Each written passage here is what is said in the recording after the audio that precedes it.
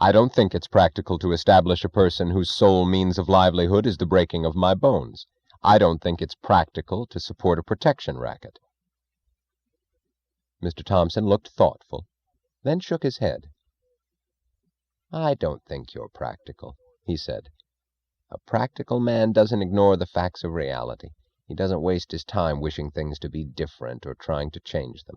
He takes things as they are. We're holding you. It's a fact. Whether you like it or not, it's a fact. You should act accordingly." "I am." "What I mean is you should cooperate. You should recognize an existing situation, accept it, and adjust to it. If you had blood poisoning, would you adjust to it, or act to change it?" "Oh, that's different. That's physical." "You mean physical facts are open to correction, but your whims are not?" "Huh?" "You mean physical nature can be adjusted to men, but your whims are above the laws of nature, and men must adjust to you?" "I mean that I hold the upper hand." "With a gun in it?" "Oh, forget about guns. I can't forget a fact of reality, Mr. Thompson. That would be impractical." "All right, then. I hold a gun. What are you going to do about it?" "I'll act accordingly. I'll obey you." "What?" "I'll do whatever you tell me to." "Do you mean it?" "I mean it. Literally."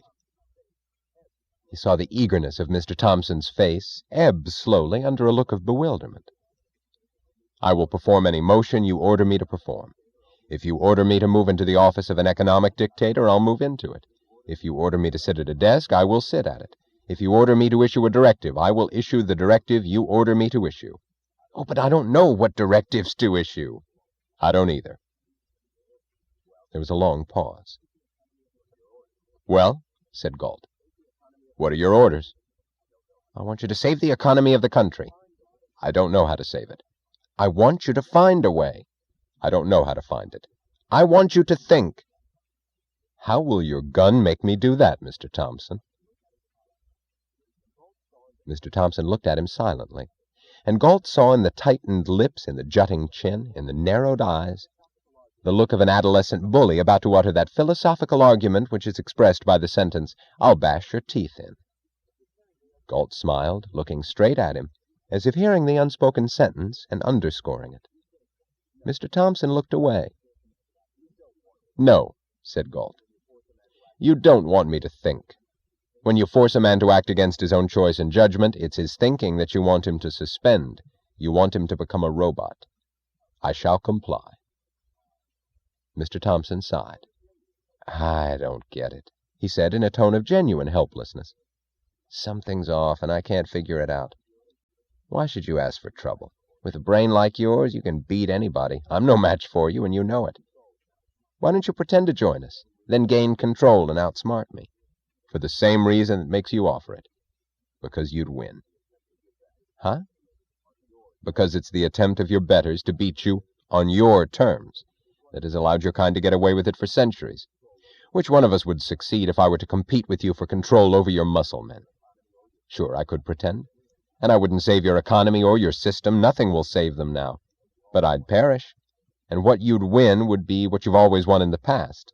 A postponement. One more stay of execution for another year or month, bought at the price of whatever hope and effort might still be squeezed out of the best of the human remnants left around you, including me. That's all you're after. And that is the length of your range. A month? You'd settle for a week, on the unchallenged absolute that there will always be another victim to find. But you found your last victim, the one who refuses to play his historical part. The game is up, brother." "Oh, that's just theory," snapped Mr. Thompson, a little too sharply. His eyes were roving about the room in the manner of a substitute for pacing. He glanced at the door, as if longing to escape. "You say that if we don't give up the system, we'll perish?" he asked. "Yes." "Then, since we're holding you, you will perish with us?" "Possibly." "Don't you want to live?" "Passionately." He saw the snap of a spark in Mr. Thompson's eyes and smiled. "I'll tell you more. I know that I want to live much more intensely than you do. I know that that's what you're counting on. I know that you, in fact, do not want to live at all. I want it, and because I want it so much, I will accept no substitute." Mr. Thompson jumped to his feet. "That's not true!" he cried. "My not wanting to live, it's not true. Why do you talk like that?" He stood, his limbs drawn faintly together, as if against a sudden chill. "Why do you say such things? I don't know what you mean." He backed a few steps away. "And it's not true that I'm a gunman. I'm not. I don't intend to harm you. I never intended to harm anybody. I want people to like me. I want to be your friend. I want to be your friend," he cried to the space at large. Galt's eyes were watching him without expression, giving him no clue to what they were seeing, except that they were seeing it. Mr. Thompson jerked suddenly into bustling, unnecessary motion as if he were in a hurry. "I've got to run along," he said. I have so many appointments. We'll talk about it some more. Think it over. Take your time. I'm not trying to high-pressure you. Just relax, take it easy, and make yourself at home. Ask for anything you like. Food, drinks, cigarettes, the best of anything." He waved his hand at Galt's garments. "I'm going to order the most expensive tailor in the city to make some decent clothes for you. I want you to get used to the best. I want you to be comfortable and—" "Say," he asked, a little too casually, "have you got any family, any relatives you'd like to see?" "No." "Any friends?" "No." "Have you got a sweetheart?" "No." "It's just that I wouldn't want you to get lonesome. We can let you have visitors, any visitor you name, if there's anyone you care for." "There isn't." Mr. Thompson paused at the door, turned to look at Galt for a moment, and shook his head. "I can't figure you out," he said. "I just can't figure you out." Galt smiled, shrugged, and answered, "Who is John Galt?"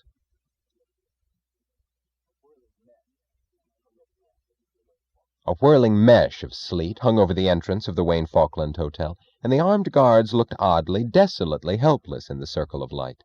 They stood hunched, heads down, hugging their guns for warmth, as if were they to release all the spitting violence of their bullets at the storm, it would not bring comfort to their bodies.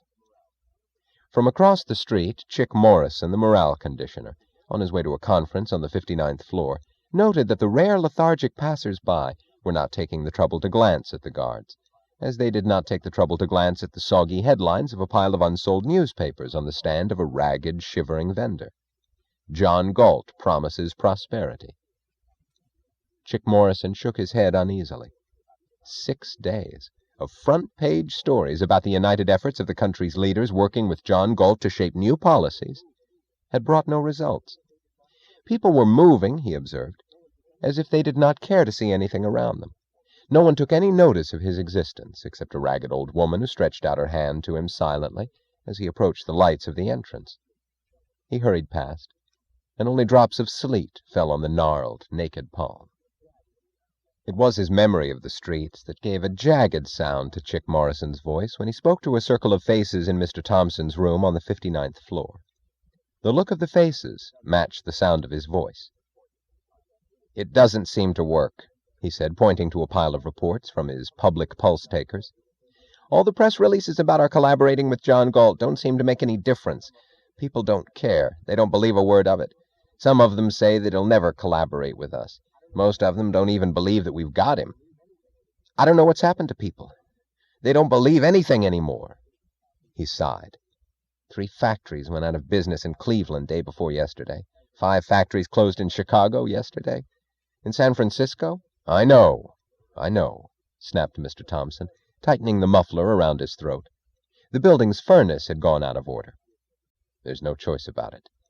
He's got to give in and take over. He's got to. Wesley Mooch glanced at the ceiling. "Don't ask me to talk to him again," he said, and shuddered. "I've tried.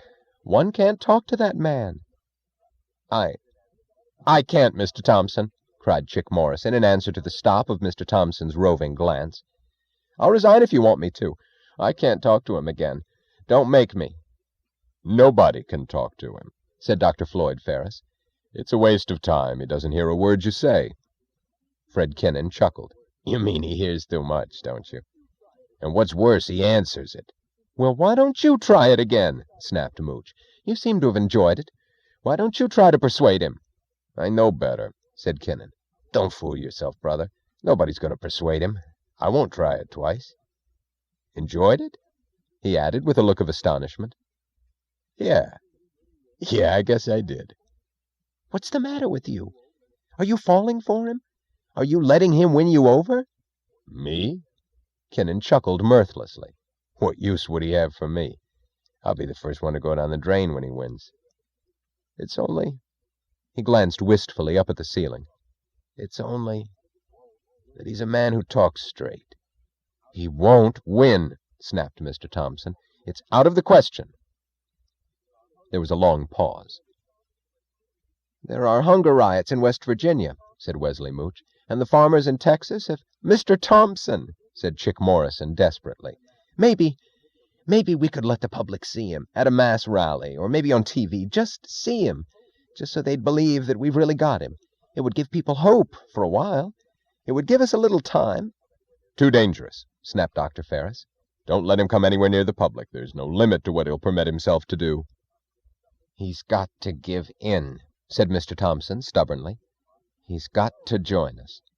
One of you must—" "No!" screamed Eugene Lawson. "Not me. I don't want to see him at all. Not once. I don't want to have to believe it." "What?" asked James Taggart. His voice had a note of dangerously reckless mockery. Lawson did not answer. "What are you scared of?" The contempt in Taggart's voice sounded abnormally stressed, as if the sight of someone's greater fear were tempting him to defy his own. "What is it you're scared to believe, Gene?" "I won't believe it. I won't." Lawson's voice was half snarl, half whimper. "You can't make me lose my faith in humanity. You shouldn't permit such a man to be possible. A ruthless egoist who—" "You're a fine bunch of intellectuals, you are," said Mr. Thompson scornfully.